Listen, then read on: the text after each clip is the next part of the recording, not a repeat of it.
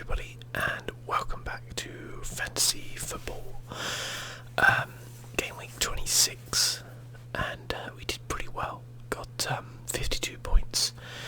The average was 37.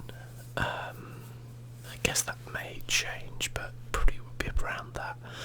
Wasn't a great week, I guess, for everyone. But yeah, I'm pretty happy with that. Actually, it's pretty steady, I guess.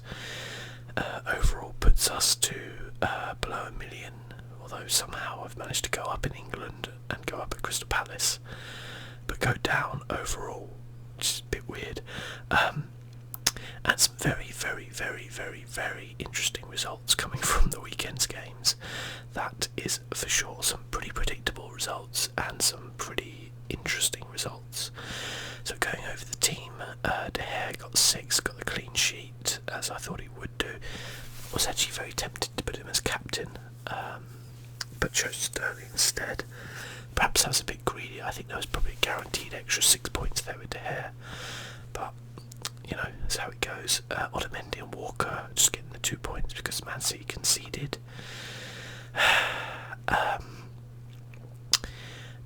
The Crystal Palace player is not really doing anything for me. Decor who just played literally, I think the game finished about an hour and a half ago to when I record this, doing fantastically well, got 2 assists in the game. Really good, well done. Didn't expect him to get that many points. Sterling with 6, but that was just, what did he get? Okay, so because he played 73 minutes, he got the clean sheet bonus. I thought he might have scored, but there you go. The 2 Tottenham players not really doing too much. Son not doing anything, pretty anonymous in the game. I think Kane obviously scored, but he also missed a penalty, so he lost us points there. Firmino not doing anything. Salah doing very well, 2 goals. Disappointed I didn't make him captain, but there you go. And no surprises on the bench there at all. So overall 52 points, as I say, pretty happy with that. But you know, still want to keep making progress on that overall. I feel like 100 million's good, but you know, I think the goal to the end of the season's got to be now to get to that 500,000 mark. I probably won't do it, but you know, you can keep pushing for that. So, as I said, a lot of interesting results going on. First one there, Burnley, Man City. Man City held to a draw. I guess perhaps that's not the biggest surprise. I would say the biggest surprise is that Burnley scored and Man City only scored 1. I guess Burnley are a pretty solid defensive unit, and Man City have struggled in the past to break down those sorts of teams at Crystal Palace. And then I think other teams as well, they've struggled against, but managed to get a win, you know, through a late goal or maybe just through 1 goal, and maybe their luck ran out a little bit against Burnley. But Burnley doing well. You can see there Pope made 6 saves. Burnley scored pretty late on, I believe, wasn't it? And as a result, they got the 1-0. You know, they got the draw against Man City. I don't really think in the big scheme of things this is going to be a massive upset. I don't think Man City are going to be particularly distraught at that. I think it's just a case of, well, we came across a very good defensive unit. Burnley are just a very solid side, and you know, they kind of remind me of Arsenal before Arsene Wenger, in that Arsenal used to be this solid, like 1-0 win kind of team, which, you know, under George Graham were just this like really solid unit, and they kind of remind me of that a little bit. Perhaps not quite as good, perhaps lacking a little bit of quality up front, I'd say, but otherwise very good. And Man City, as I said, I don't think this is really going to derail their title bid, even though Man United did win. It still leaves them 13 points ahead. You can't really see that coming back with Man City not having to play like Man United or anything, you know. But you never know, I guess Champions League's coming up. That could derail. The chances are Man City are gonna probably do quite well. I would imagine at the current rate they'd get to at least the semi-finals. So there's obviously a few more games they've got to play.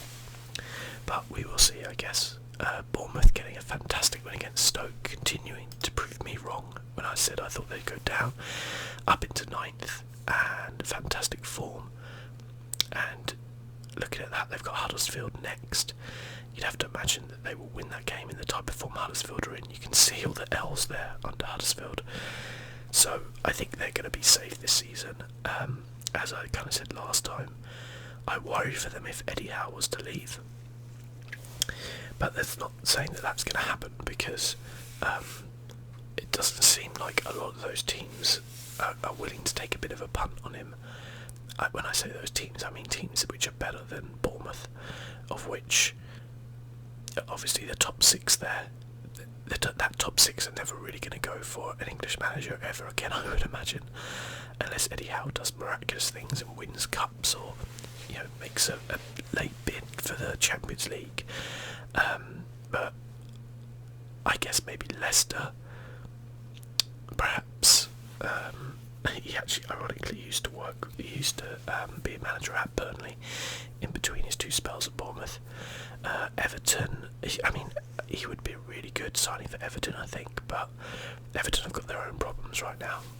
And otherwise, I can't really say that many of these other teams would be better than Bournemouth. I'd like to see Eddie Howe maybe go somewhere like Southampton and play that type of football there, but Southampton again are very much a selling club, and as much as Bournemouth don't really have the stadium or the funds perhaps to back Howe to the hill, I wouldn't say that many of those other teams there really have that much clout. Maybe West Ham, but again, I don't know, I guess I would imagine that he's probably pretty happy at Bournemouth. He's probably got a lot to say, so I don't imagine he's going to be going anywhere unless he gets a really good bid, which is good for Bournemouth. Stoke are in trouble. They are in trouble. They've had their little new manager kind of win, and now that they lost that game to Bournemouth, and they're in the relegation zone, I think it would be a really big shock for Stoke to go down, because this team have been in the Premier League for a long time, always around about the mid-table-ish kind of area, and it would be a shock. I think they've probably got enough about them to stay up, but they need some results, as all the teams do, really. But there you go, I guess. It's just the way it goes.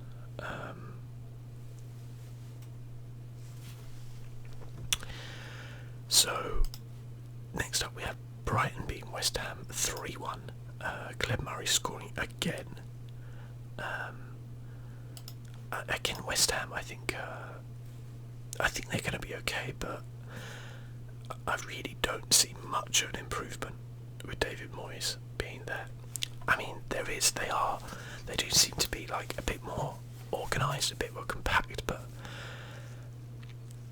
I don't really feel like they're a very good footballing side, if that makes sense. And West Ham fans have always wanted, the reason why they've disliked a lot of their managers is because they've been too defensive, or they've played bad football, even though they've done well. So Sam Allardyce being a prime example, and I don't think David Moyes is your expansive attacking football type of manager, and so I wonder how long he's going to last there. I don't think he was very popular when they signed him. I think he'll probably keep them up this season, but his signings this season have already been pretty uninspiring. Very David Moyesy kind of signings. So we'll see, I guess. There is obviously that whole kind of scandal surrounding them about their head of player recruitment, I think. Basically had an interview with the Daily Mail, a newspaper in England, and came out and said that they don't want to buy African players because they cause too much trouble when they're not playing, which is, of course, is immensely racist, and the guy was sacked. But what you have to argue is that this guy's like the head of recruitment, and that is probably a recruitment that people have agreed on. So it's not just like he would speak with the managers and the chairmen and things like that, and it probably would have come to that agreement. And I think that the general consensus was that, like, I think it was Diafra Sakho who they mentioned was a real pain when he wasn't playing. But obviously you can't kind of like lump a massive entire continent into one thing. You could turn around and say, oh, we don't want to sign another Diafra Sakho who is a pain when he isn't playing because it disrupts the squad. You can't turn around and have a policy where you're not gonna like buy African players because one African player didn't work out at your club. It's mind-boggling that those sort of like values or beliefs are still held. I guess it shouldn't be. Like, a lot of these people, like this guy was probably quite old. A lot of these people were probably around, with football jobs back when racism was just so casually thrown about in football. And as much as we would love to believe that those days are gone, it's clear that they're not quite as gone as we would like them to be. And that while it's rare for someone to come out in public and actually voice that view, you would imagine that there's probably quite a few people who probably hold views like that, which is shocking. So yeah, that's West Ham's just a club right now which is it doesn't really have an identity, I think, and I kind of feel for the fans a little bit, because in the past West Ham has been this club which has played really good football, and they've brought through a lot of very, very talented players through their academy, the likes of Rio Ferdinand, Frank Lampard, Joe Cole, those types of players, fantastic young players, and I feel like they're not really, like, they had some very good youngsters, players such as Reece Oxford, but I don't know really. The Premier League's such a weird one nowadays. It's so difficult or it appears to be so difficult for clubs to bring through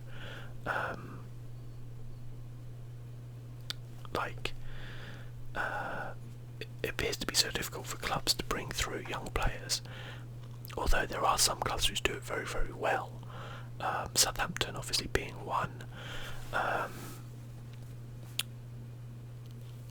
I guess to a certain extent Liverpool have brought through some from good youngsters as well, and then there's other clubs which, like, youngsters just don't even stand a hope in hell. It's just not in their business practice almost to bring it through any players. Chelsea, I guess, being one of them. We'll talk about Chelsea in a bit though. It's strange, I think, because these clubs spend all this money on their academies, and then their players just don't really seem to have a hope in hell of ever playing for that first team unless they are spectacularly brilliant at some clubs. Even though you turn around and think, like, surely there are players who play for Swansea and Stoke and West Ham in that youth setup who have been with the club a long time, genuinely love the club, and are good enough to break through. Certainly would put in better performances than some of those players have this season. But I guess from a manager point of view, they feel like they can't trust those players, or I don't know what they feel, but like, you don't really see it in the Premier League anymore where managers will, there's not that many managers who will bring through young players consistently, which is a real shame. Anyway, Leicester Swansea 1-1, probably more like a good result for Swansea without a doubt, but they lost Leroy Fer and Wilfried Boney for the rest of the season, and that's a massive blow. Although I haven't really been impressed with Wilfried Boney on his return to Swansea, it does leave them short up front. Transfer window's obviously closed, and that's gonna suck for them. They have managed to scrape their way out of the relegation zone with some very good results in their last 4 games. but that could be the turning of the tide. I don't know. We'll see. I hope they don't go down, because they seem to be kind of like one of those very kind of like passionate clubs. They've built their way up, and it would be sad to see them go down. It's nice to have like a Welsh team in the Premier League, you know. It'd be better if they had Cardiff and Swansea. There's a good rivalry between those two, obviously. But it's kind of cool when you have a team from, it's not another country, I guess it's a principality, but it's kind of it is essentially the equivalent of Monaco playing in the French league. It's really the same thing, and it's kind of cool, I think. Even though it's, for some weird reason, people call it the English Premier League. You just have Welsh teams in it, though. It's weird. Because you can't call it the British Premier League, I guess, because you have the Scottish Premier League, you have a Northern Irish League. I don't know. Anyway, I'm going off topic here. Man United beat Huddersfield 2-0 in probably what was the most routine of routine wins. Sanchez missed a penalty but scored. Well, saved, I guess. From what I heard, Huddersfield were just terrible, and that form is not good. They've lost a lot of games to teammates around them, like West Ham and Stoke, and you know, they've had a hard couple of last games. To be fair, Liverpool, Man United, it's always going to be tough games. They've got Bournemouth next, and they genuinely have to win that game, I think, and Bournemouth are in great form, and that's a must-win game for them. Otherwise, they're going to really, really, really struggle. But apparently, they were just really poor. I didn't see the game, but apparently, everything they've kind of been known for, this kind of like Liverpool-esque pressing, you know, because their manager's like a student of Klopp, and apparently, it's just not really working for them right now, which you kind of have to understand in a way. As for Man United, well, I don't really think you can read too much into that as to whether or not they are back this season, but you know, at the end of the day, they've won 4 of their last 5 games. They obviously lost to Tottenham, which was a bad result, but they're making that second place their own, or starting to at least, I guess. I don't think they're going to catch Man City, but people seem to make out that this is some sort of crisis season, and it's mostly just Mourinho making the crisis for himself, a bit like Conte at Chelsea, I believe, in a way. But there you go. There comes a point, I guess, where the manager, like Mourinho's whole thing has always been to distract attention away from his team and put it onto him, because obviously, like, he doesn't want people to be criticising his team. That's going to hurt their confidence. Whereas he kind of thinks that, like, if he can say something a bit outlandish or whatever, or you know, kind of like try and divert attention away from the performances of his players if they haven't been very good, then that's beneficial to his team. But there's a point that comes where it just becomes a bit of a circus, and it actually probably becomes worse. Like, more attention is put on the club as a whole because of it than if you perhaps weren't so controversial with what you say. But that's Mourinho's style, I guess. West Brom lost to Southampton in a match they really had to win. They are pretty terrible. I guess the good news is they've got Chelsea next. I don't know if that's good news for Chelsea or West Brom, I don't know. But yeah, they've only won 3 games this season, and unfortunately they look destined to go down. Things happen. There's obviously still 12 games of the season to play, so there's more than enough time for them to pull themselves out. But I think Sturridge is a good signing for them, but I think they feel like they need more than Sturridge, and I don't think Pardew was the right manager for them to get in there. So yeah, in terms of like when a club does get relegated, if you're not too familiar with like the way the Premier League works, you go down into the Championship. The Championship is pretty cutthroat. We don't even have it on here actually, to be fair. It's a pretty cutthroat league. There's a lot of very good teams in there. It's not like a lot of countries like second divisions, I guess, or division under their primary division, where like a lot of the teams are not that good. There's a lot of very rich teams in the Championship, teams who want that kind of like golden goose that is the Premier League. And so while you do get these things called parachute payments, which mean that obviously the income, the TV money from the Premier League to the Championship is something like 100 million difference. So you stand to lose 100 million pounds a year in revenue by going into the Championship, by getting relegated, which is why no one wants it to happen to their club, because it can mean devastation. There's many clubs who've gone down, and big clubs who have just not recovered. Leeds would be probably a big one. Wigan as well. Portsmouth many years ago used to be a very big club in the Premier League. Not big, but certainly a mid-table type club. And they've fallen short. Southampton for a long period had just a free fall down to like League Two. It goes Premier League Championship, League One, League Two, and Southampton went all the way down there, managed to work their way back. Crystal Palace have been in the Championship many times. But what it can do, the positive things which it can do is get out of your club like players who are on big wages and probably not deserving so, because generally when you go down they can have a relegation release clause, which means that another team will be able to pick them up for a quite cheap fee, but it gets them off your books, if you see what I mean. I said about parachute payments, so they get parachute payments for I think 3 years, decreasing amounts, but it means that they still get some share of the TV revenue to make sure that the club just doesn't go totally bankrupt, because any business that loses 100 million in revenue in a year is going to struggle.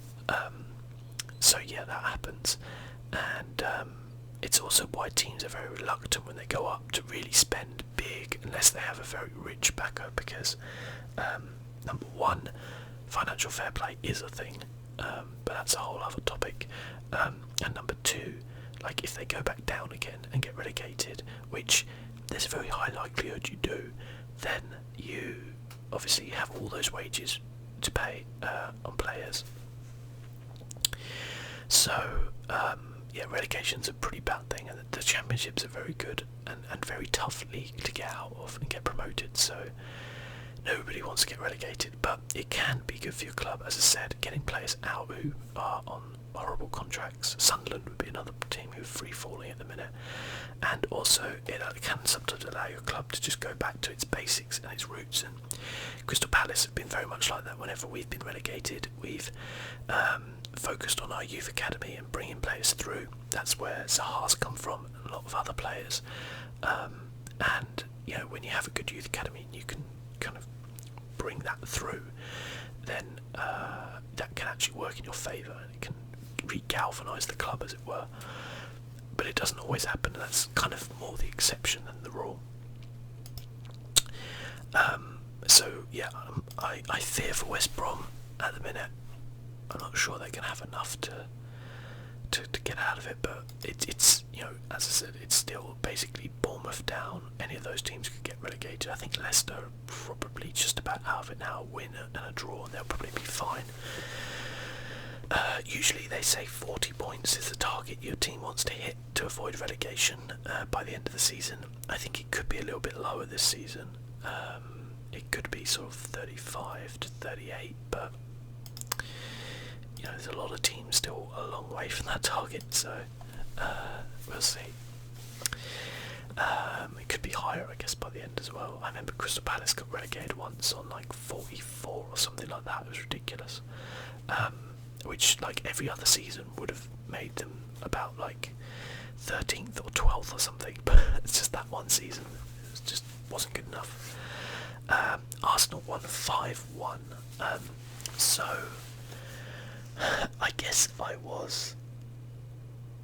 wouldn't say I slagged Arsenal off last time, but I would say I was sceptical that Aubameyang would be the player that would make the difference at Arsenal. Now, on paper, that 5-1 win at home to Everton does look incredibly impressive, and it is. But I watched this game, and there are a couple of things to point out. Everton were awful. Like, they were terrible, okay?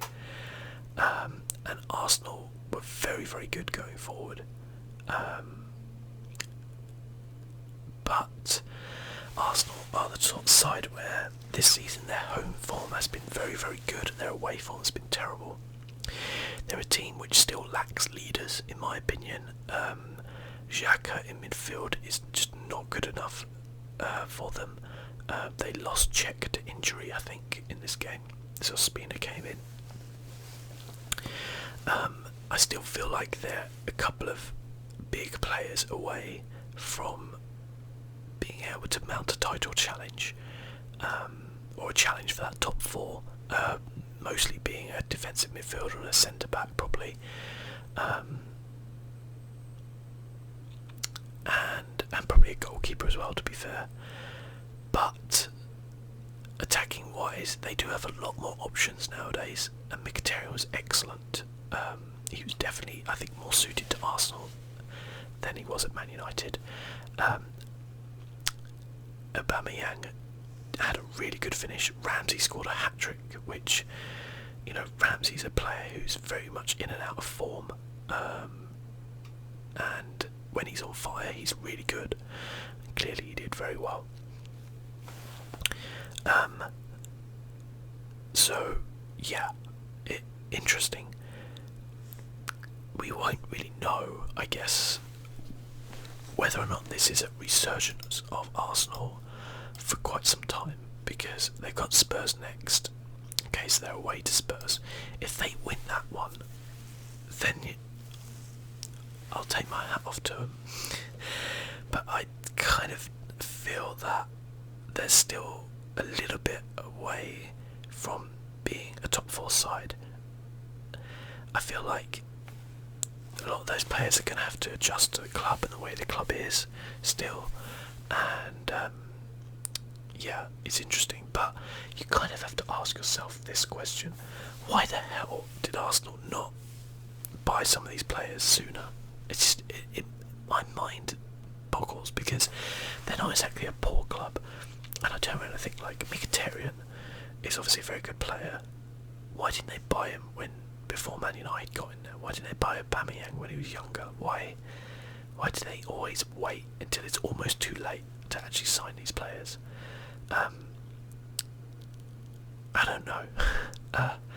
It just have a weird policy. So yeah, I think this was a case of Everton being just. We have a term in England. It's called when you describe something as bobbins. Everton were bobbins. That just means rubbish. They were rubbish. Like, I think Everton are going to be fine this season, but when you look at how much money they've spent, you've got to argue that they are just horrendously more underachieving than any other team below them. They're more underachieving than Arsenal, obviously, or any of the other teams in this league. They are the most underachieving team in this league, and that is a shocking result for them.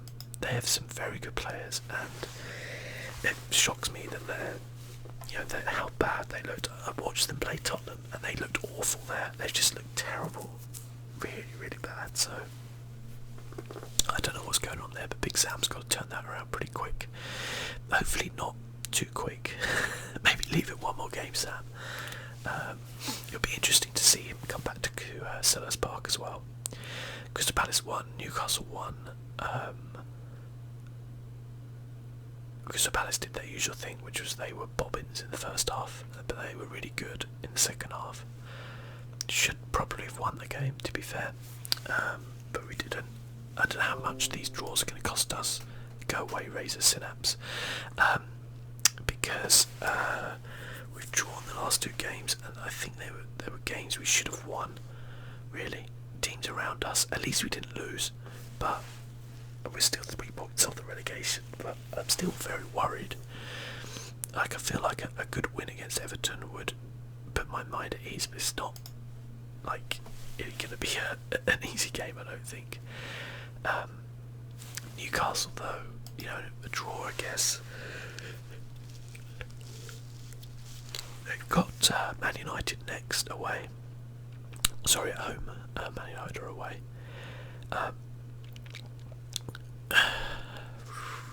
Newcastle could stay up just on the basis that there are 3 worse teams than them. it's the way I've always worked with Crystal Palace. It's the hope that there are 3 worse teams than them in the league, and I think maybe those bottom 3 there, or maybe bottom 4, are worse than them. But we'll have to wait and see, I guess, how that turns out. So yeah, Milicevic scored a penalty, I believe it was. Yeah, I worry about our recruitment as well. I don't think we recruited enough in the window, but you know, we'll see. And if we go down, we go down. That's just the way it goes. Considering how bad we were at the beginning of the season, I think Roy's done a really good job. I gotta say, I was totally wrong about him as a manager. Very, very wrong. So yeah, we'll see. Liverpool 2, Spurs 2. What a cracking match that was. I didn't get to see it, but I listened to it on the radio as I drove to work, and what a cracking last few minutes of that game. Just mental. Like Harry Kane getting a penalty, missing that penalty, then Victor Wanyama scoring after a Salah, very early Salah goal. Victor Wanyama scoring.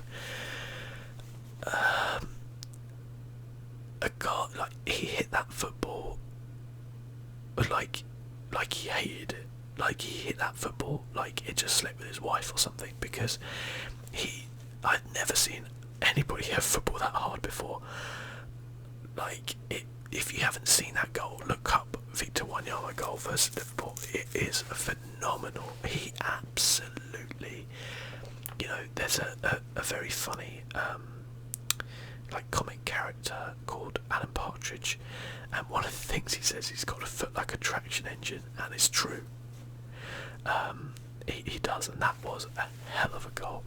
And then Salah scoring to make it 2-2, and everybody thinking Liverpool, scoring to make it 2-1, and everybody thinking that Liverpool are going to end up winning this game. And then there's a penalty in the last few minutes, and this is all happening in the last 10 minutes or so, and then Kane scores after he misses that first penalty. So either team could have won. I think a draw was a fair result. People are moaning about the penalties, but come on, you just have to. I think you just have to turn around and go, you know what? It was a bloody great match.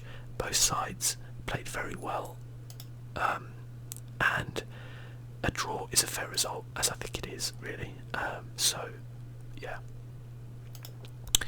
we'll see. Salah still doing brilliant things for Liverpool. I can't see Salah still being there at the end of the season. I could see a Real Madrid or Barcelona coming in for him. I think it'd suit them well. So yeah, I don't know. We'll see. We'll see. And then Watford beating Chelsea 4-1.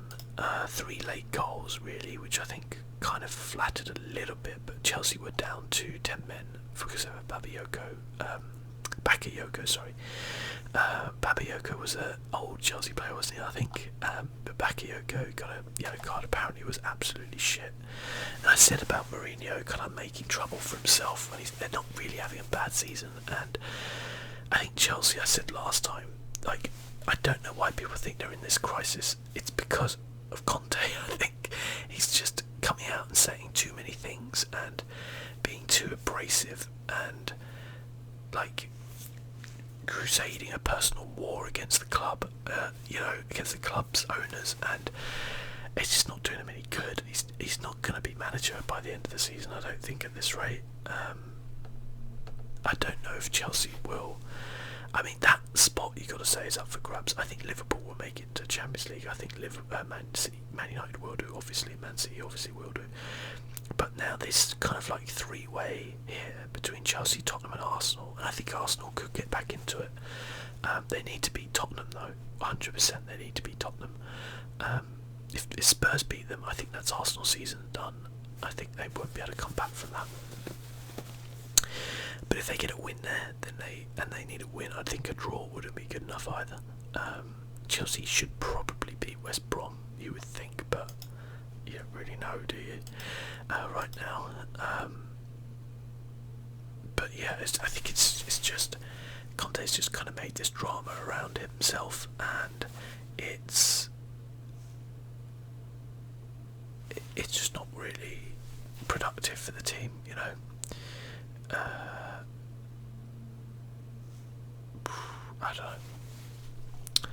I don't know. It's just so weird at Chelsea. Like, I just feel like they're a very good team. I feel like they're a very good club, and I just don't know why they have this such a self-destructive nature with managers. Like, there's so many managers who come and go so quickly there that they just can't seem to build anything. And I know it's because they expect success, but you kind of feel like just because you have not so great second season, it doesn't necessarily mean that you should just cut that manager out. Like, Conte did win the bloody Premier League last season in his first attempt.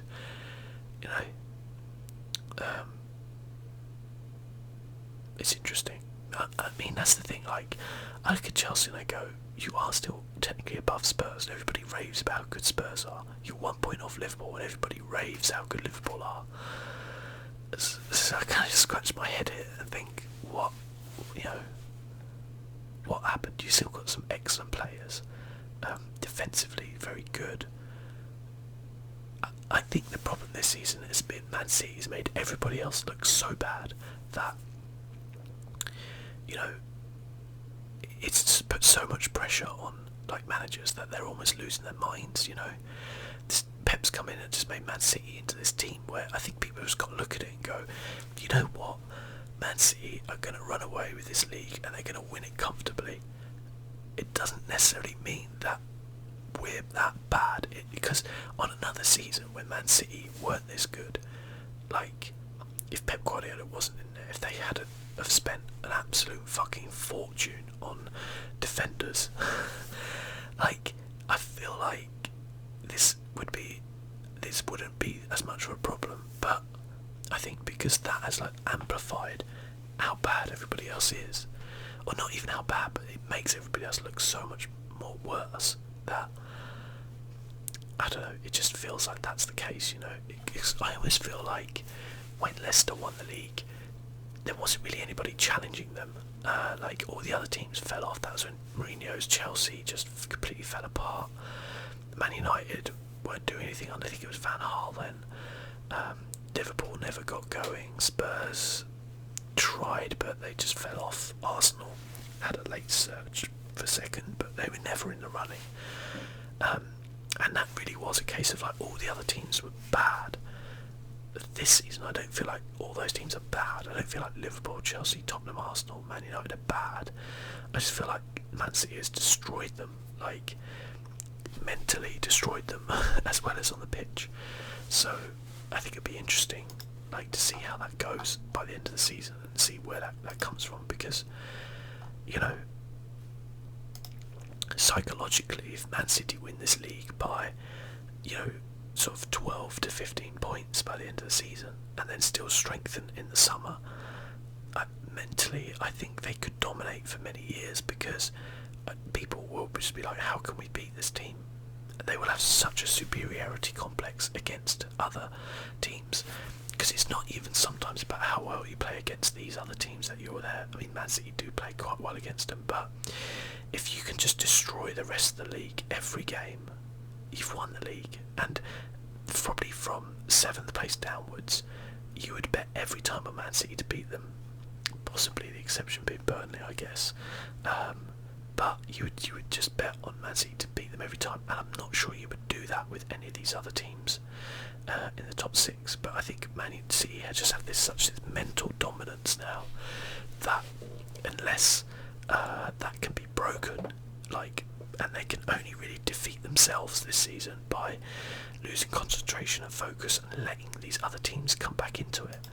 But unless they do that, I don't think they're going to be beaten.